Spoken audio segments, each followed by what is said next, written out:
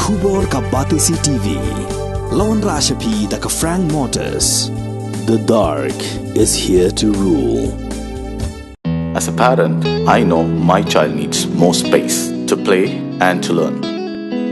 A school which learns him better and teaches him better, where he finds live models for love, affection and dedication, where he can nurture his individuality and be a future leader. And here's where I stand.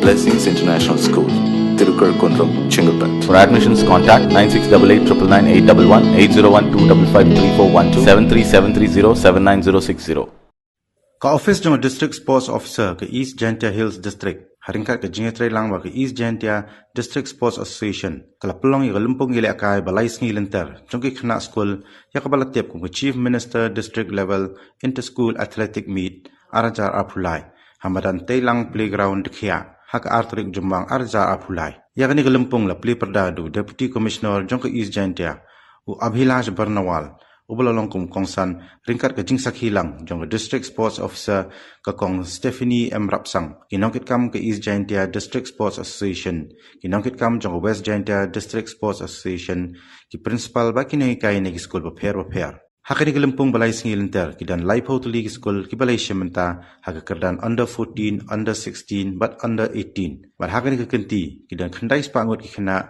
ki banya shementa hakani gelempung.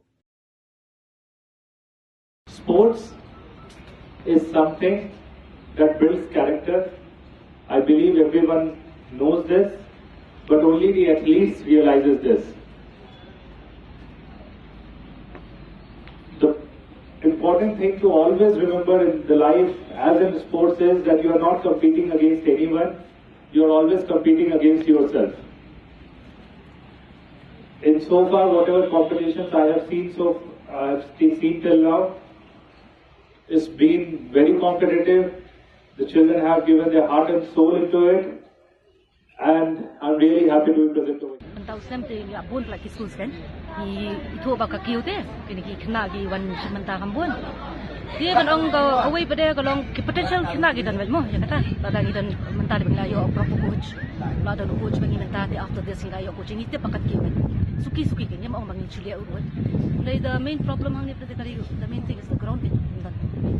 Dan ground dia tidak better condition pada hari pas lap dari Malaysia dia puas kan dia habis mentapai ni olat dia trying to do a level best kan kalau asu mana orang asu ang hidup sih orang ni problem dia song bisa kita kan head yang jadi lap buat macam ni dia kena kiau itu every year mi baik dia ari mi baik.